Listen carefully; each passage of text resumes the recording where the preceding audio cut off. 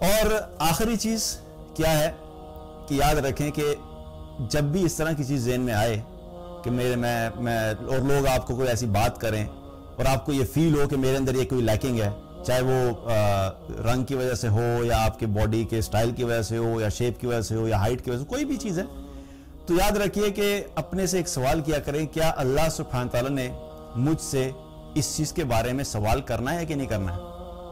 کیونکہ انسان جب مرتا ہے تو قبر میں سوال ہوں گے، 3 سوال ہوں گے: تمہارا رب کون ہے، تمہارا دین کیا ہے، اور نبی صلی اللہ علیہ وسلم کے بارے میں تم کیا جانتے ہو۔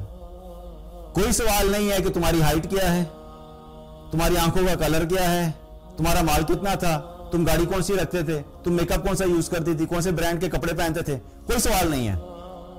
یہ جو گورا ہے اس سے بھی یہ سوال ہوگا، اور جو کالا ہے اس سے بھی یہ سوال ہوگا، جس کے بال بڑے خوبصورت ہیں اس سے بھی یہ سوال ہوگا، جس کے بال خوبصورت نہیں اس سے بھی یہ سوال ہوگا۔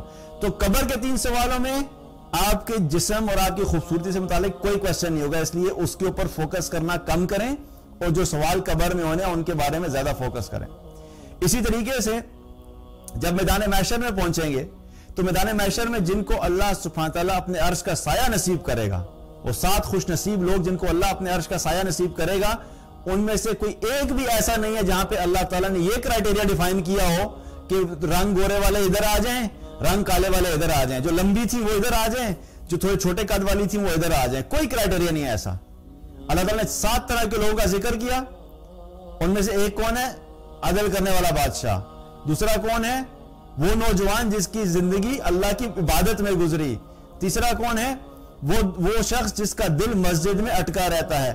چوتھا کون ہے؟ وہ 2 لوگ جو اللہ کی خاطر ملتے ہیں، اللہ کی خوشنودی کے لیے اللہ میں ملتے ہیں اور اسی پہ جدا ہوتے ہیں۔ 5واں کون ہے؟ کہ وہ شخص جس کو حسب نسب والی خوبصورت عورت نے گناہ کی دعوت دی اور اس نے یہ کہا کہ اس کو چھوڑ دیا کہ میں اللہ سے ڈرتا ہوں۔ پھر اور کون ہے؟ وہ شخص جس نے اپنے دائیں ہاتھ سے صدقہ کیا اور اس کے بائیں ہاتھ کو بھی پتہ نہیں لگا کہ اس نے کیا صدقہ کیا ہے۔ اب یہ کرائٹیریا جو ڈیفائن ہو رہے ہیں، اس میں مجھے آپ بتائیں کوئی ایک بھی ایسی جگہ پہ آپ کو نظر آ رہا ہے کہ جہاں پہ کہو کہ نہیں یہ ذرا لکس والے ادھر آ جائیں، خوبصورت والے ادھر آ جائیں؟ کوئی نہیں ہے، سب اعمال ہیں۔ عدل کیا ہے؟ عمل ہے، اچھا عمل ہے۔ صدقہ کرنا اور اخلاص سے کرنا اور چھپا کے کرنا کیا ہے؟ اچھا عمل ہے۔ اور اللہ کی خاطر اپنی عزت کی حفاظت کرنا کیا ہے؟ اچھا عمل ہے۔ اللہ کی خاطر محبت کرنا کیا ہے؟ اچھا عمل ہے۔ مسجد میں دل اٹکے رہنا کیا ہے؟ اچھا عمل ہے۔ ایک اور شخص جو مس ہو گیا وہ کہتا ہے کہ جس نے اللہ کو یاد کیا اور اللہ کے یاد کرنے کی وجہ سے اس کی آنکھ سے آنسو جاری ہو گیا۔ یہ کیا ہے؟ عمل ہے۔ کوئی خوبصورتی کا کرائٹیریا نہیں ہے یہاں پہ، اعمال ہے، اعمال جو کہ حشر کے میدان میں بھی انسانوں کی کامیابی اور ناکامی کا کرائٹیریا بنیں گے۔ اور مال کی بھی یہاں پہ مال کا ذکر یہ نہیں کیا کہ مال کس کے پاس زیادہ ہے، بلکہ یہ ذکر کیا کہ جو اپنے مال میں سے اللہ کی راہ میں صدقہ کرتا ہے اس طریقے سے کہ اس کے دائیں ہاتھ کو، جب وہ دائیں ہاتھ سے صدقہ کرتا ہے تو بائیں ہاتھ کو بھی نہ پتہ لگے، یعنی اتنا چھپ کے صدقہ کرتا ہے۔ مال خرچ کرنے کا ذکر ہے لیکن مال کتنا تھا اس کا تو کوئی ذکر نہیں۔ تو یہاں پہ بھی کیا ہوا؟ اعمال کام آئیں گے۔ اسی طریقے سے نبی صلی اللہ علیہ وسلم کا اگر ساتھ چاہیے تو وہاں پر بھی کیا ہے؟ کوئی لکس کی بات نہیں کی۔ آپ صلی اللہ علیہ وسلم کے ساتھ کن لوگوں کو ملے گا؟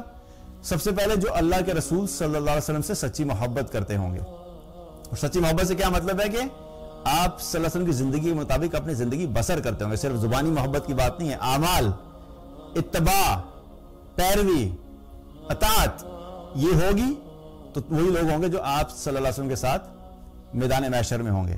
اور پھر کون لوگ ہوں گے؟ جو ضعفاء اور مساکین ہوں گے۔ آپ صلی اللہ علیہ وسلم نے کیا فرمایا کہ مجھے اپنے مساکین اور ضعفاء میں ڈھونڈنا، آخرت میں قیامت والے دن مجھے اپنے مساکین میں ڈھونڈنا۔ اور کون آپ کے ساتھ ہوں گے؟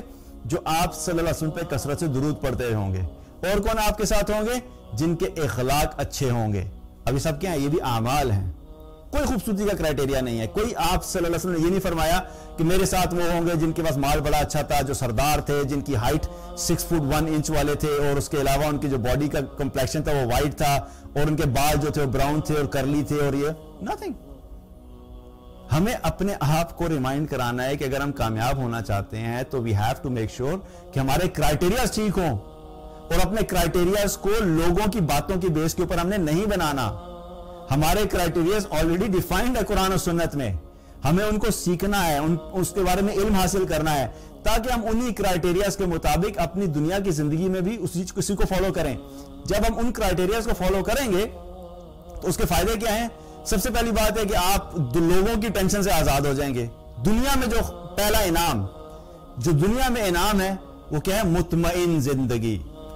اپنا کرائٹیریا ٹھیک کر لو، تم دنیا میں بھی ایک بہت مطمئن زندگی گزارو گے۔ تم اس سے کوئی غرض نہیں ہوگی کہ میرے سے اوپر والے کے پاس گاڑی کون سی ہے، میرے خاندان میں فلاں آگے چلا گیا میں پیچھے رہ گیا، میرے دوستوں میں فلاں آگے چلا گیا میں پیچھے رہ گیا۔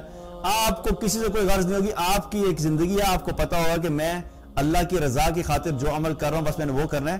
تو اس کا کیا ہوگا کہ آپ کو دنیا میں بھی ایک مطمئن زندگی ملے گی، اور آخرت کی کامیابی، obviously جو اصل کامیابی ہے وہ اس کے علاوہ ہے۔